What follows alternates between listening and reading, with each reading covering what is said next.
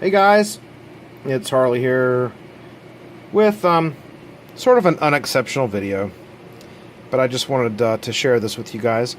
What we have here is a draft inducer blower out of a 1988 Amana gas furnace. Basically what happens is this intake portion here would attach directly to the furnace, and you know, it would draw air through the heat exchanger and out the exhaust here. So the furnace was being replaced. I just happened to be at the location at the time, and I said, you know, hey HVAC guy, can I steal that inducer off of it? And he looked at me like I was crazy, and he goes, what do you want it for? And I'm like, I don't know, dude, seriously, can I steal that off of there? And he goes, I guess.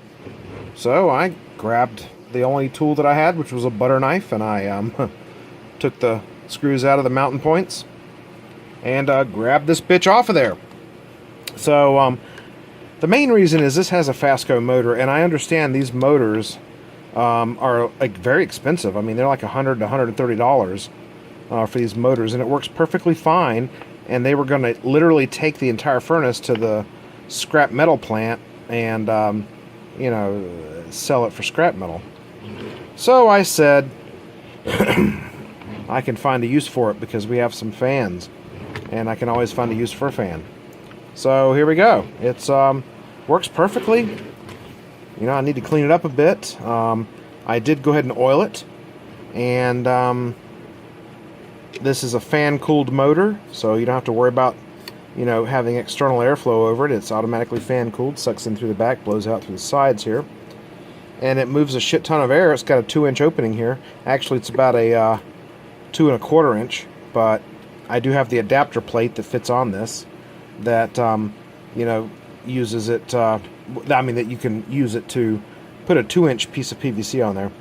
So I don't know what we're going to use it for. Probably something to do with fursuit drying.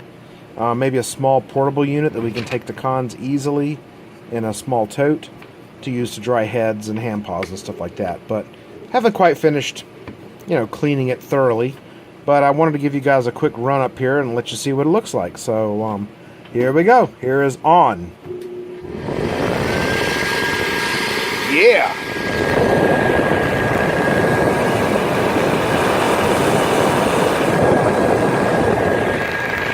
If you can't hear it, the airflow is so strong, if I take my hand off, it'll just spin around in circles. I gotta be careful. It's hitting my keyboard back there, but yeah, it's a single speed. Before I continue, OFF spells off. Okay, oil ports right here and here. This is from 1988. Still works perfectly fine. Squirrel cage blower up inside. Let's get you a close-up of it there. Oops, sorry. But yeah, just a simple squirrel cage inside. See, it just does that.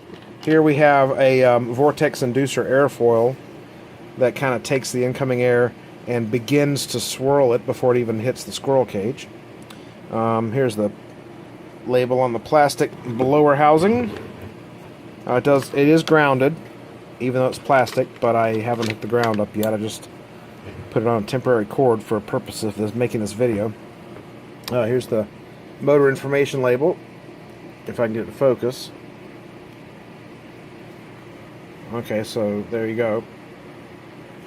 And then, oddly enough, the rest of it's in French. Well, there's some English on there. It's a high-performance blower. It's not too heavy. It probably weighs about 5 pounds or 7 kilograms. Something like that. Most of it's in the motor, of course, because this is a good beefy motor. It's very similar to the ones that are used in like the Lakewood 1200s and stuff. Anyhow, let's see if I can get this cover off. Alright, here we go with the housing apart, and like I was saying, here's that airfoil doohickey. it sort of pre-spins the air before it even hits the squirrel cage to kind of, you know, get a good start on a good exhaust. Yeah, simple blower wheel. It's all heat resistant because, I mean, this was sucking right on the edge of a heat exchanger on a furnace and blowing out the hot exhaust. So this is all what's called thermoset, which means once you mold the plastic, it don't melt anymore.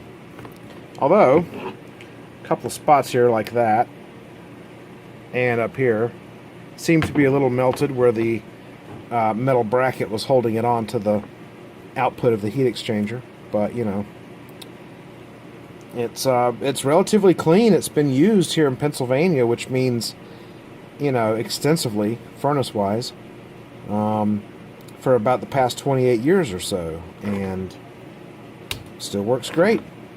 Alright, now with the cover off, I wanted to go ahead and run it up again. So, without further ado, here is on.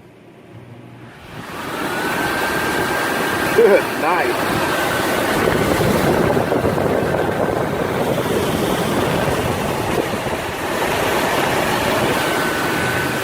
Okay, it's important to understand this fan is turning at 3,000 RPM.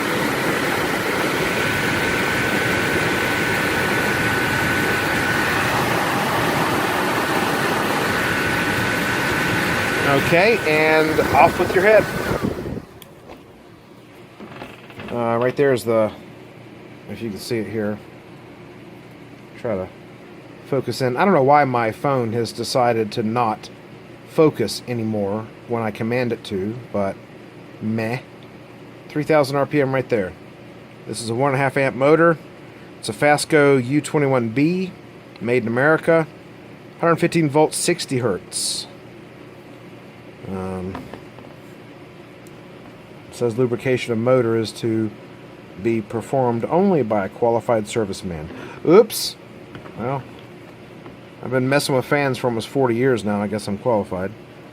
Little small bit of dust inside, mainly the remnants of, I guess, what would you call it, combustion particles? I don't know. This thing was sucking out of a gas furnace, so I don't know. May take the plastic off and dishwasher it, just to make sure it's totally clean. It's very well oiled and has a good spin down. But yeah. So, I just wanted you guys to take a look at this. Don't know what quite yet we're going to use it for, although it will be fursuit drying related. When we do figure out a purpose for it, we'll obviously make a new video. Until then, hit the like button. If you have not already, hit the subscribe button. I hope you guys have a great day. Thanks for watching, and we will see you in the next video. Bye!